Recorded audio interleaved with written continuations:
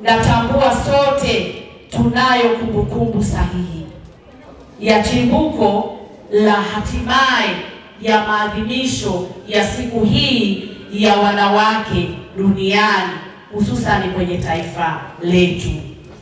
Kwa leo, kwa wale ambao kwa sababu moja ama nyingine wamepitwa na jambo hili, naomba tu niwakumbushe kidogo.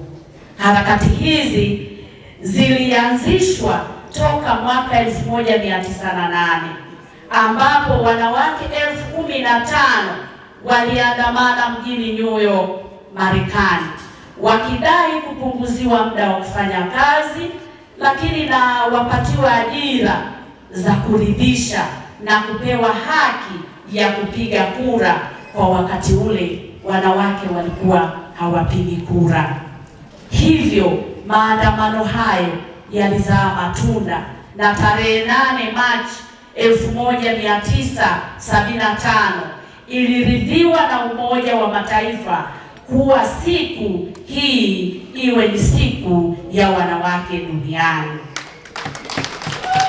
Hivyo hapa nchini Tanzania na sisi tunaungana na wanawake wote duniani kufanya maadhimisho haya, ikiwa ni mafanikio makubwa kabisa kwa wanawake na hata jamii nzima. Hivyo tujipongeze sana kwa mafanikio makubwa kama haya.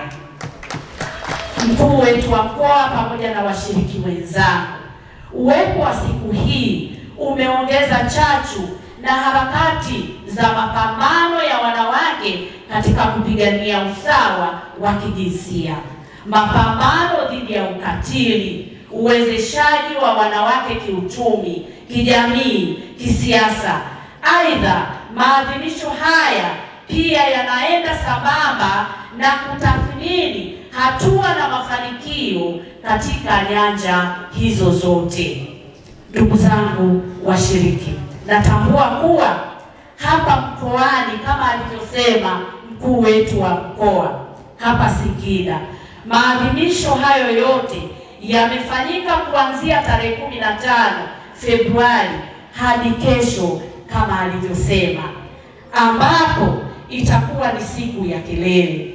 Makundi mbalimbali ya wanawake, wasichana yamekutanishwa kupitia makongamano, mashindano, mafunzo, mikutano mbalimbali ili kuenzi siku hii na kutathmini hatua ambazo wanawake wamefikia, na kupongeza sana mkuu wetu wa mkoa kwa hatua hii ambayo wanawake wameweza kuadhimisha kwenye maeneo mbalimbali.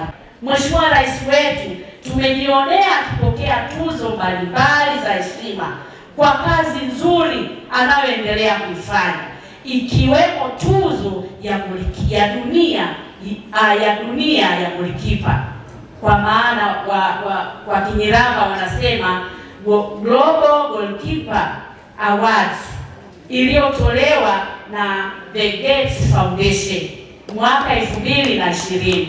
Rais Dr. Samia Suluhu Hassan ni rais wa kwanza Afrika kupata tuzo hiyo inayotambua mchango wake mkubwa katika kupunguza vifo vya kina mama na watoto wachanga.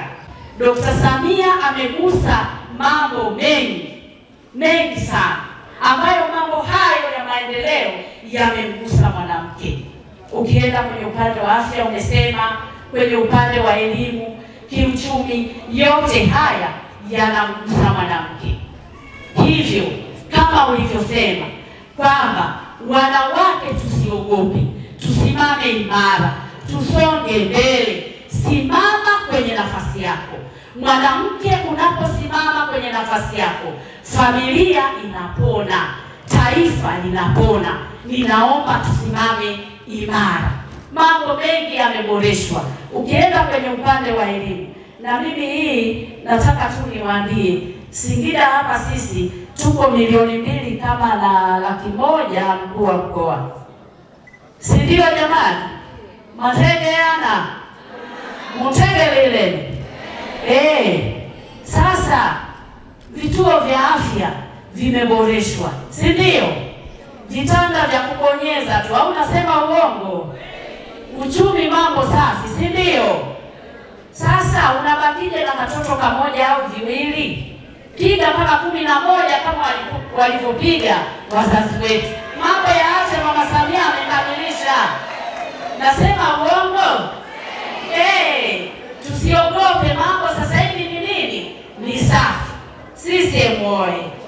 Nimalizie kwa kusema tukiongozwa na Dr. Samia Suluhu Hassan, mwenyekiti wetu wa Chama cha Mapinduzi, tunawaahidi kuendelea kutengeneza ilani bora iliyotukuka, ilani itakayomwezesha mwanamke kuweza kufanikisha mambo kwa wakati yale anayoyataka. CCM oyee!